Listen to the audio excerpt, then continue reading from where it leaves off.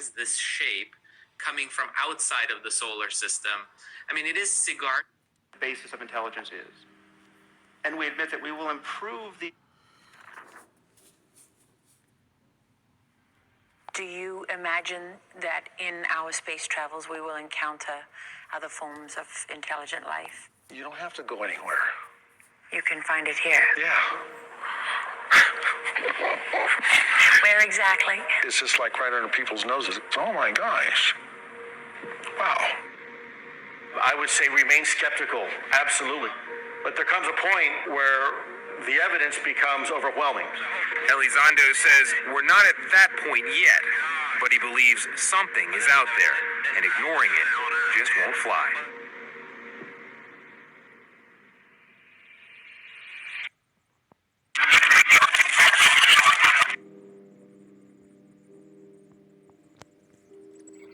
When you're talking about superintelligent AI that can make changes to itself, it seems that we only have one chance to get the initial conditions right.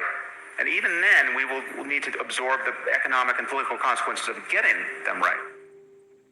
Businesses are extremely cagey about talking about their interest in artificial intelligence. Not surprising, given that robots or algorithms could replace humans in any number of ways. But the moment we admit that information processing is the source of intelligence, that some appropriate computational system is what the basis of intelligence is, and we admit that we will improve these systems continuously, and we admit that the horizon of cognition very likely far exceeds what we currently know, then we have to admit that we're in the process of building some sort of God. Now would be a good time to make sure it's a God we can live with. Thank you very much.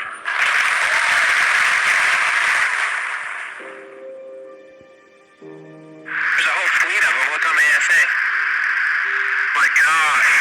This object appeared off the California coast in 2004 and baffled two Navy pilots. Well, tonight, the U.S. military has been investigating UFOs, unidentified flying objects, and weirdly, no one seems to be too worked up about it.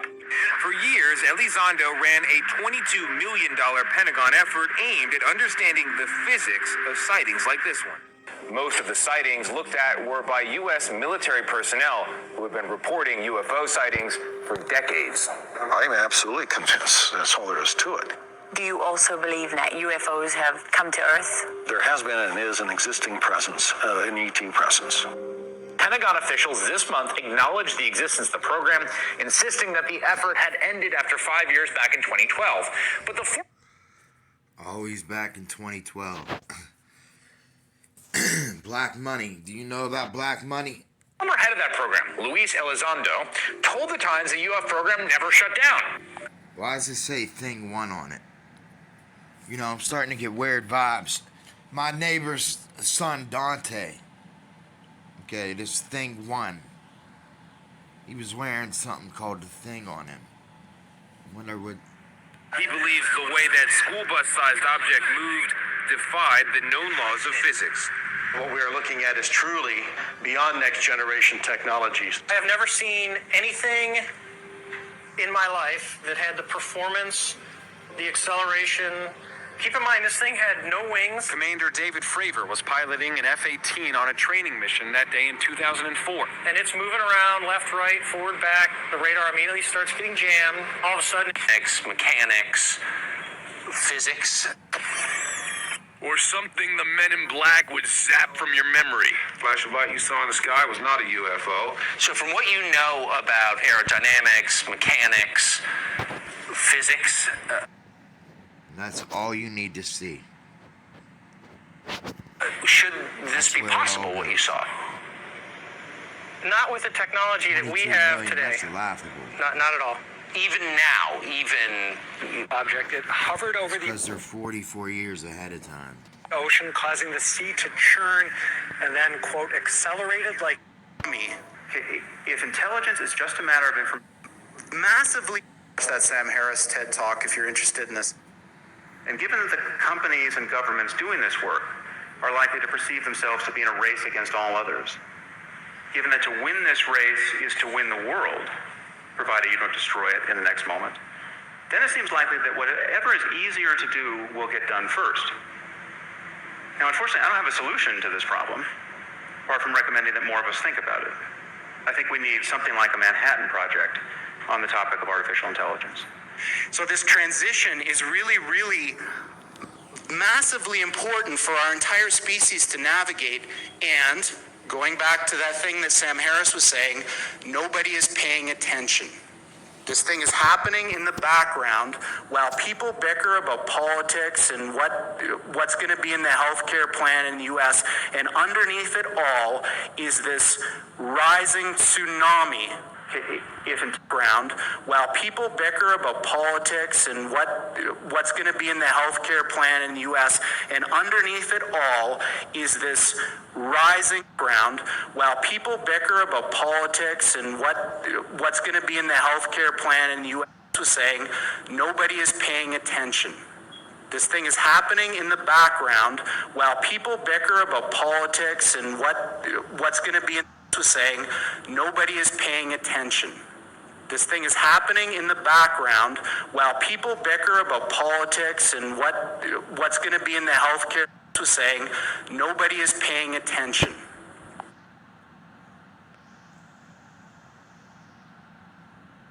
This thing is happening in the background while people bicker about politics and what's going to be in the healthcare was saying nobody is paying attention. This thing is happening. Once again, we seem to be failing to have an appropriate emotional response to what we have every reason to believe is coming.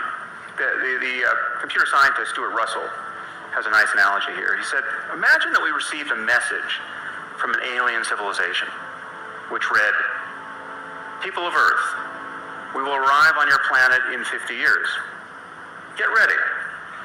And now we're just counting down the months until the mothership lands. Okay. We would feel a little more urgency than we do. But these words, demons, doesn't capture the essence of what's happening here. I don't know if any of you are turn to the... Interesting, Elon says pentagram and the Pentagon. But the problem with Eli, see, is that Eli is the head of AI. I got nothing but love for Eli. Or Elon, I'm sorry, I'm calling him Eli. But you know what's going on over there in Silicon Valley. Come on.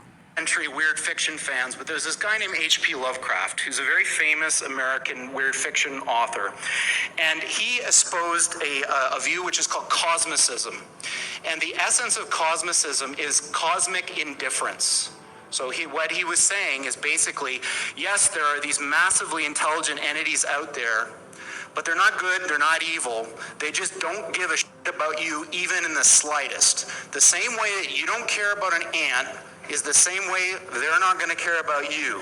And these things that we're summoning into the world now are not demons, they're not evil, but they're more like the Lovecraftian great old ones. Same way they're not going to care about you.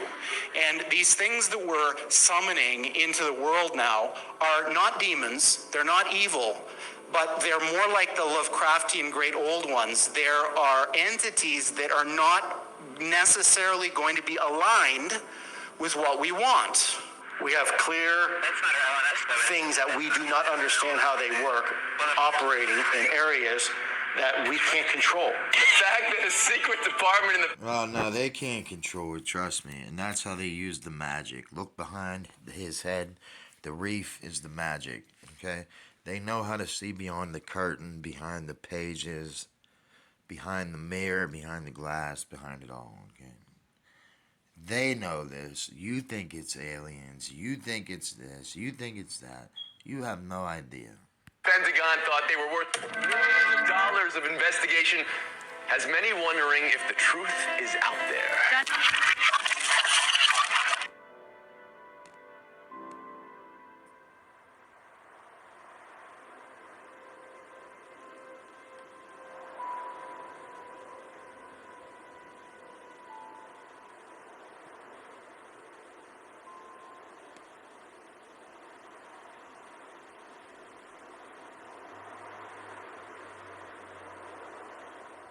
We start looking around, and both airplanes see a disturbance in the water and a white 40-foot long tic-tac shaped object just hovering above the water, going forward, back, left, right. There's no rotor wash, there's no wings, nothing. So as we drive around in a clockwise flow, we get to about the 9 o'clock position, and I said, well, I'm going to go down and check it out, and the other jet is going to stay high.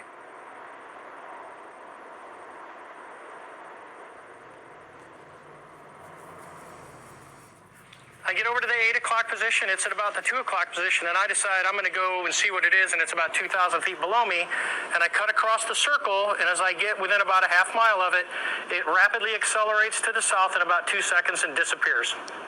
What would you estimate the speed? Oh, well above supersonic. It like a bullet out of a gun, it took off, and in less than 2 seconds it was gone, and you figure you're talking 50 miles of visibility, and you can easily see an object that size easily out to 10 miles, and it just disappeared in seconds.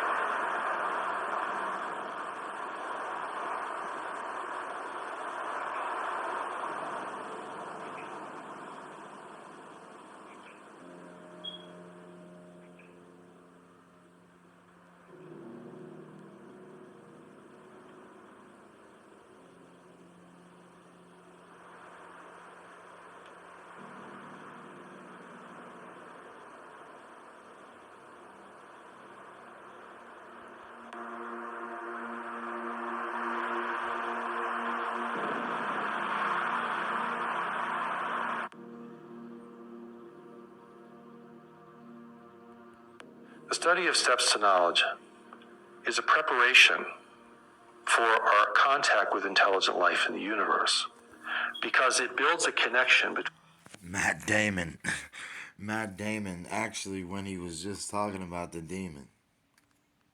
our intellect and this greater intelligence called knowledge that exists within each one of us. This greater intelligence represents the core of our strength as individuals. A strength that is this kind of conscious connection between our thinking mind and a deeper knowing mind within us.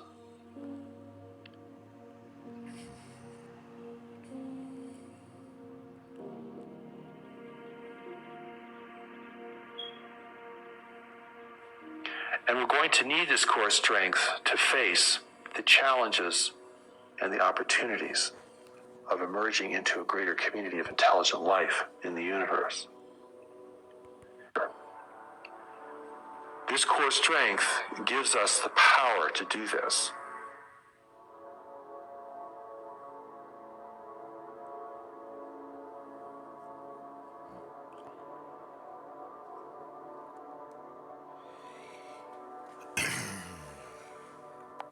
You know what's interesting is that they could actually beam the voice of God into your head. A lot of people forgot about that. So I'm sitting here wondering, are we in a silent war?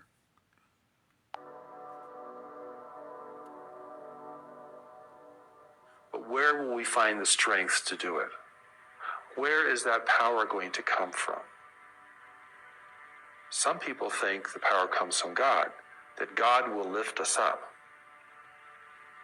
But in the New Message teaching and in the Allies of Humanity briefings, it is made clear to us that this power has already been given to us.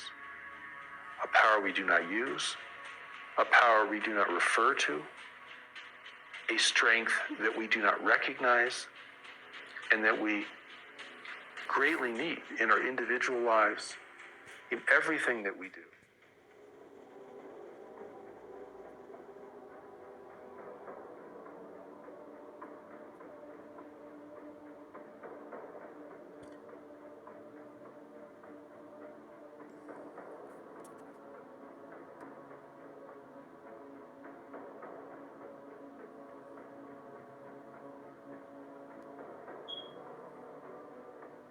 If we are to remain a free people in a universe of powerful influences, if we are to face competition from beyond our world, for who will be dominant within this world, competition that every native race must face. If we are to establish our own rules of engagement and our own ethics of contact with whomever is in the world today and whomever we may encounter in the future, we're going to need this core strength. And Steps to Knowledge gives us the greatest opportunity. I already bit the fruit. That's what most people don't understand. You're too busy trying to figure out some Bible stuff with Adam and Eve. The fruit was one of the trees was knowledge. Okay, you bit from it. To find, to experience, and to express this great strength.